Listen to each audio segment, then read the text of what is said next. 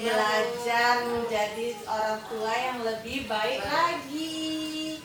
Oke, selamat datang kepada ibu-ibu. Terima kasih atas kehadirannya pada hari ini di pertemuan kelompok kita hari ini.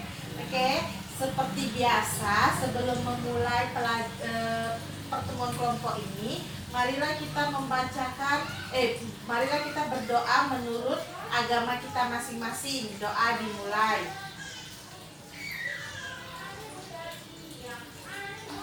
Doa selesai.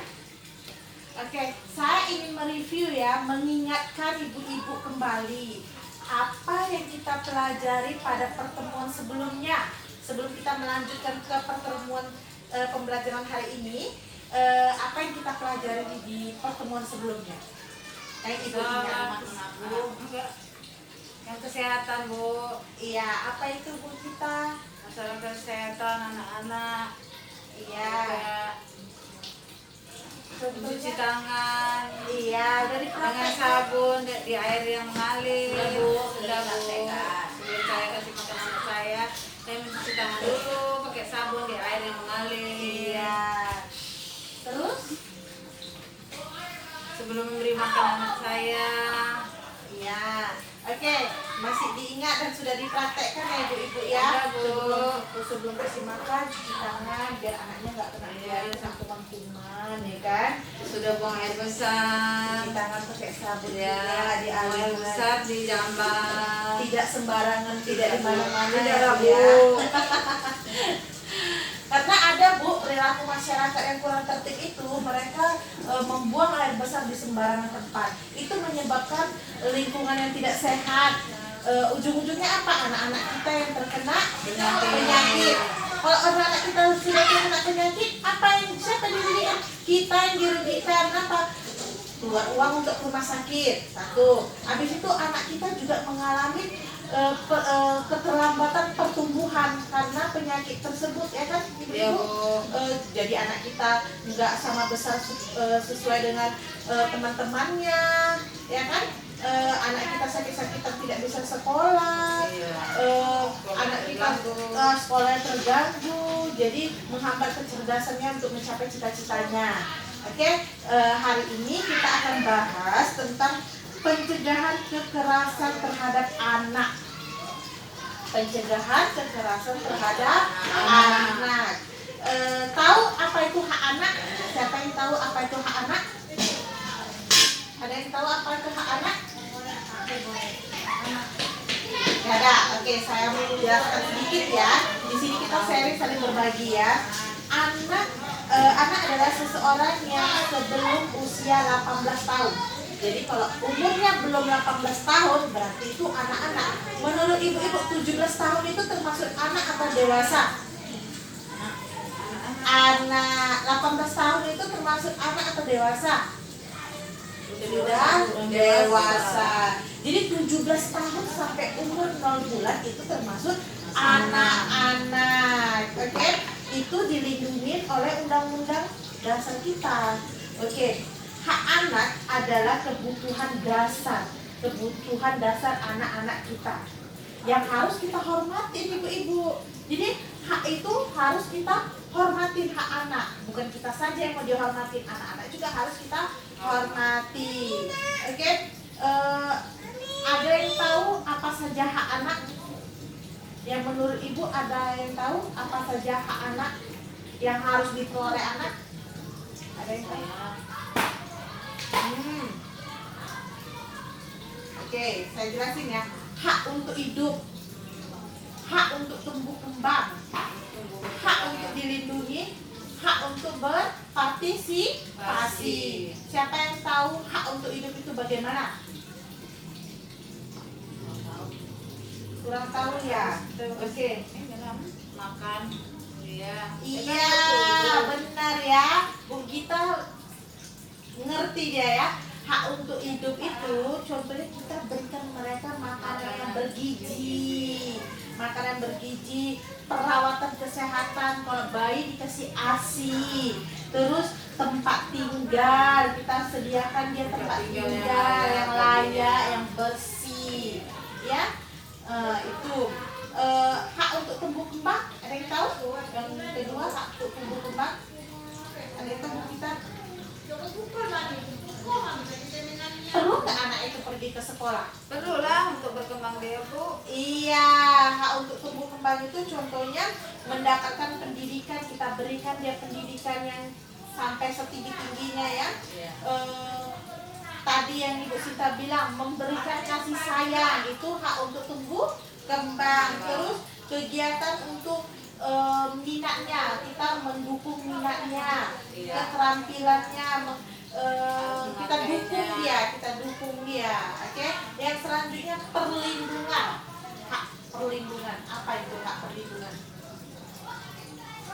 Kita harus selalu melindungi dia supaya dia tidak sakit atau apa. Bisa nggak kita pukul ya? Nggak bisa, kita nasihatin dengan baik. Iya, tidak boleh kita melakukan anak itu secara kasar. Karena kalau semakin kasar dia semakin bandel. Iya, tidak boleh kita hukum secara fisik, ya. Tidak boleh kita gunakan anak itu, misalnya umur 17 tahun, anak saya udah dewasa, saya mau nikahkan. Tidak boleh, dia masih anak-anak, jadi tidak boleh kita nikahkan. Ataupun kita suruh dia berjualan atas keinginan kita suruh dia jualan. Ini jual ini, habis itu uangnya kita ambil, tidak kita kasih sekolah. Sudah kita ambil, kita kurung dia di rumah, tidak kita kasih sekolah, terus kita suruh dia jualan. Tidak boleh ya, itu tidak boleh kita lakukan, oke? Selanjutnya partisipasi, tahu nggak hak partisipasi? Nggak ada yang tahu. Oke, saya berikan sedikit contohnya ya. Kita memberikan kesempatan kepada anak untuk dalam hal-hal yang mempengaruhi hidup mereka dengan sesuai usianya.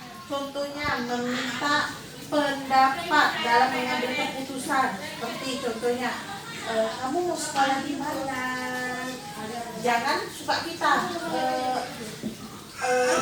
Adi, mau sekolah kan kamu di SMP Negeri 12. Padahal si Adi tidak mau sekolah di situ karena jauh sekali. Dia mau sekolah dekat sini. Kita harus bertanya kepada dia. Terus, kamu mau pakaiannya bagaimana? Ibu mau beli pakaian loh. Kamu mau pakaiannya warna apa? Kita tanyakan pendapatnya. Oh ibu, saya mau memakai baju, mau beli baju yang warna merah. Nanti ibu belikan ya. Jangan kesukaan warna kita. Oh, saya mau belikan anak saya warna kuning. Padahal si anak nggak suka warna kuning. Nggak boleh ya, keinginan orang tua yang kita boleh nanya kepada dia ya. Iya, Bu. Oke. Misalnya orang tuanya pingin, orang tuanya suka main gitar, anaknya nggak suka main gitar, kita paksa anaknya untuk main gitar. Tidak boleh ya, harus kita arahkan sesuai dengan hobinya. Misalnya dia keinginan misalnya dia mau main piano, ya kita dukung, jangan keinginan kita. Oke? Sampai di sini ada yang mau ditanya ibu? Oke, di sini saya akan sebutkan jenis-jenis perlakuan yang salah. Contohnya kekerasan, eksploitasi, pembahayaan, penelantaran. Jadi kita tidak boleh melakukan kekerasan kepada anak-anak secara fisik, secara mental, secara seksual, secara psikologis. Tidak boleh kita lakukan ya ibu-ibu. Iya, Bu. Oke. Ada yang tahu contoh kekerasan fisik itu bagaimana? Memukulnya, Iya, memukulnya. Iya, menamparnya. Cubit itu kekerasan fisik ya? bentak-bentak. Iya, kita tidak boleh cubit, menampar, membentak-bentak, memukul, membanting, menyiram air panas, membakar, tidak boleh kita lakukannya. Walaupun itu hanya sekedar mengancam juga tidak boleh ya. Seperti kita lihat baru-baru ini di televisi, anaknya sangat bandel sekali. Ayahnya kesal karena melihat ibunya sudah kecewa sama anaknya. Ayahnya pada awalnya mengancam, nanti dibakar kamu ya. Tiba-tiba ayah bisa menyiram anak itu dengan bensin dan membakar anak itu. Anak itu sampai meninggal. Jadi jangan coba-coba juga mengancam, bisa terjadi. Yang rugi siapa? Si ayah kita sendiri, anak kita meninggal, kita masuk penjara. Dirugikan kita ya. Oke. Contoh kekerasan psikis, siapa yang tahu? Ada yang tahu Kis-kis. Contohnya Contohnya membentak kayak Ibu Sinta tadi, membentak anak. Kau, bodoh kali kau. Udah dikasih makan banyak-banyak pun masih sekolah, bodoh kali. Gak boleh seperti itu ya. Oke, atau meremehkan. atau dia bikin pelajaran salah kita memukulnya. Iya, meremehkan. Kita nggak boleh remehkan dia. Terus kita tidak boleh mempermalukan anak di depan teman-teman, misalnya teman-teman yang datang. Kalian tahu nggak ini bodoh kali, nggak mau belajar. Tidak boleh kita bilang gitu di depan teman-teman. Terus kita tidak boleh mengancam. Kalau nggak mau kerjain PR ini, nggak mau kasih makan. Tidak boleh ya. Itu contohnya. Oke. Contoh kekerasan seksual, Bu, ini sangat perlu diperhatikan bagi anak kita laki-laki maupun perempuan. Oke, jadi pada ayahnya juga harus diperhatikan. Kenapa? Karena banyak sekali terjadi kekerasan seksual itu di dalam keluarga. Contohnya ayah memperkosa anaknya, ya kan? Abangnya memperkosa adiknya, atau pamannya. Jadi kita harus perhatikan anak-anak kita dengan sebaik mungkin ya ibu-ibu ya. Karena kalau sudah terjadi seperti itu akan tercap di dalam mental anak itu, mengganggu mental anak Jadi trauma dia. Jadi kayak seperti trauma seperti itu ya Bu ya. Jangan sampai itu Jadi terjadi menghambat ya. semuanya. Iya. Tahu nggak siapa pelaku kekerasan terhadap anak? Siapa pelaku utama yang sering terjadi kekerasan pada anak? Siapa? Jadi keluarga kita sendiri. Iya, seperti orang Ayah, tua, ya, ayah, pengasuhnya, pengasuh. pembantunya, orang yang dikenal, seperti guru, dokter, ya, seperti itu. Oke, ada yang tahu contoh akibat kekerasan terhadap anak? Iya, kekerasan terhadap anak, akibat-akibat yang ditimbulkan. Kalau kita terlalu sama anak, ujung-ujungnya anak bisa jadi nasabah, jadi bandar. Iya, yang lebih tepatnya seperti saya kasih contoh ya, Kematian. kematian, terus Depresi, patah tulang, ya, hilangnya rasa kepercayaan diri dan mental orang anak lain, ya. jadi down. Dia bisa bunuh diri karena terlalu Iya. terus meniru kekerasan yang dia terima, dia Dipukul dia orang. bisa pukul adiknya, seperti itu ya. Oke, bagaimana pencegahan kekerasan terhadap anak yang di dalam keluarga? Bagaimana pencegahannya? Kita bisa memahami tumbuh kembang anak, kita bisa menjadi pendengar yang baik, membangun komunikasi yang baik terhadap anak, memperhatikan keluhan anak, ya, boleh ya diterapkan ya. Oke, sampai di sini ada yang mau ditanya? Gabus semua daftar.